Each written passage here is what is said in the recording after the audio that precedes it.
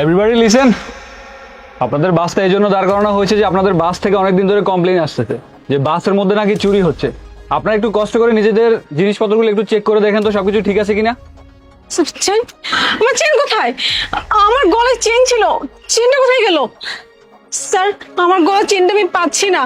আমার চেন তো আমার গলাতেই ছিল। কে নিল আমার চেন? প্লিজ স্যার, আমার চেনটা আমাকে বের করে দিন। দেখেছেন, আপনাদের মতো কিছু যাত্রী আছে বাসে উঠে ফোন নিয়ে ব্যস্ত হয়ে যায়, আর চোরেরা এই সুযোগটা কাজে লাগায়, চুরি করে পালিয়ে যায় বাস থেকে। প্লিজ স্যার, আমি সব মানছি আমাদের দোষ ছিল, কিন্তু প্লিজ আমার চেনটা আমাকে বের করে দিন। এটা আমার মায়ের লাস্ট একটা স্মৃতি ছিল আমার কাছে। আমি আপনার কাছে হাত জোর করে অনুরোধ করছি, প্লিজ স্যার আমার চেনটা আমাকে খুঁজে দিন। আচ্ছা, আপনি কোনো চিন্তা করেন না, আমরা যেহেতু চলে আসছি আপনাদের কোনো আর চিন্তার কারণ নেই। এই চোরটা মনে হয় বাসের মধ্যে আছে, এখনো বাস থেকে পালিয়ে যেতে পারে নাই, কোনো চিন্তা করবেন না আপনারা। স্যার, আমার কেন যেন এই মেয়েটার প্রতি সন্দেহ হচ্ছে, কারণ পুরো বাসের মধ্যে না ওকে দেখলে চোর চোর মনে হচ্ছে। আমি নিশ্চিত ওই আমার চেনটা চুরি করেছে। কে তুই, আর কোথায় যাচ্ছিস তুই? স্যার, আমার নাম তানিয়া।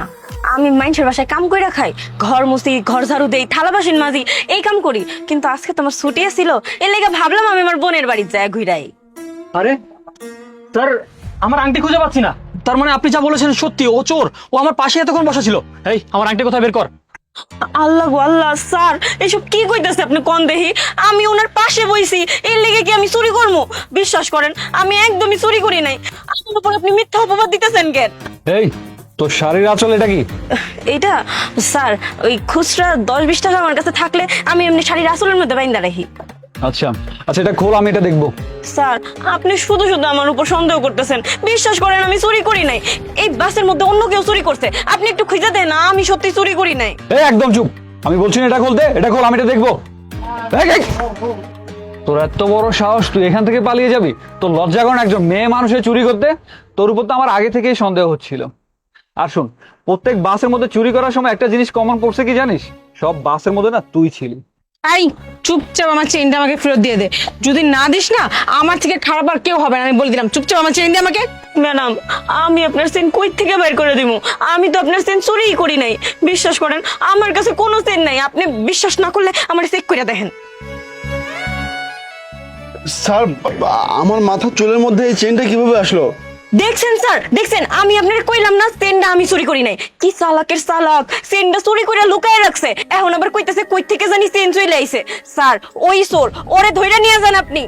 আপনারা সবাই মিলে শুধু শুধু আমার উপর দোষ দিতেছেন। যা করছে সব নাকি তানিয়া করছে। না না স্যার, বিশ্বাস করেন আমি এই চেন চুরি করি নাই। আপনার ভয় পাওয়ার কোনো কারণ নেই, আমি জানি চেনটা আপনি চুরি করেন নাই, চেনটা চুরি করেছে এই মেয়েটা। এই মেয়েটা চেনটা চুরি করে আপনার মাথায় দিয়েছেন। আর আপনারা শুধু শুধু পুলিশকে দেখে ভয় পান। পুলিশকে দেখে ভয় পাওয়ার কোনো কারণ নেই, পুলিশরা হচ্ছে জনগণের সেবা করার জন্য। চেনটা দেন। চেনটা আপনার না? এরকম। Thank you sir, thank you so much. আজকে আপনি না থাকলে হয়তো বা আমার চেনটা আমি ফেরত পেতাম না। এটা আমার মায়ের একটা লাস্ট একটা স্মৃতি ছিল আমার কাছে। I am really thankful sir আপনার কাছে। আজকের পর থেকে আপনাদের আর ভয় পাওয়ার কোনো দরকার নেই। আজকের পর থেকে আপনারা শান্তি মতো যাত্রা করতে পারবেন। জি স্যার, এরকম চোরদের কারণে আমরা বাসে ট্রাভেল করতে ভয় পাই। আরে তুই চল আমার সাথে, তোর জন্য বাইরে আমার টিম অপেক্ষা করছে। তোর থানা নিয়ে ভালোভাবে শিক্ষা দিতে হবে। আয় আমার সাথে। স্যার, স্যার গো আমারে মাফ করে দেন, আমি আর কোনোদিন এমন কাম করবো না। আর কোনো কথা না, চল বলছি।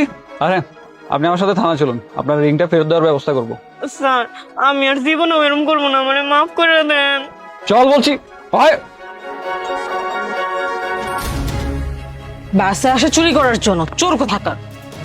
আরে এগুলো করতে গেছে ওঠে আছে।